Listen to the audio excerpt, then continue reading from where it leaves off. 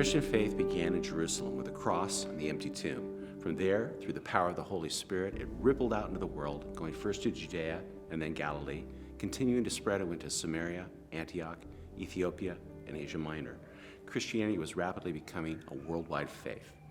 The first Christian community in Europe was in Philippi, founded by the Apostle Paul on his second missionary journey.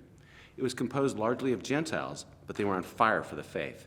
They faced many difficulties, persecution, and economic hardships among them. But they continued to love the Lord, and they continued to have a close relationship with the apostle. Years later, Paul was arrested and put in prison. He didn't know what fate awaited him, but execution was a definite possibility. He needed help. The church in Philippi heard of his plight and responded. Though they had little themselves, they raised funds for Paul's support and sent them with a believer named Epaphroditus. He was to serve Paul during his imprisonment. Unfortunately, when Epaphroditus arrived, he became very ill. Instead of caring for Paul, Paul ended up caring for him.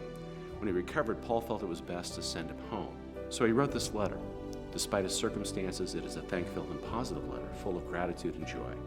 Here's a man in prison, facing execution, and yet he has joy-filled, the most joy-filled letter in the New Testament. In fact, the word joy appears more often in this letter than in the rest of the New Testament combined.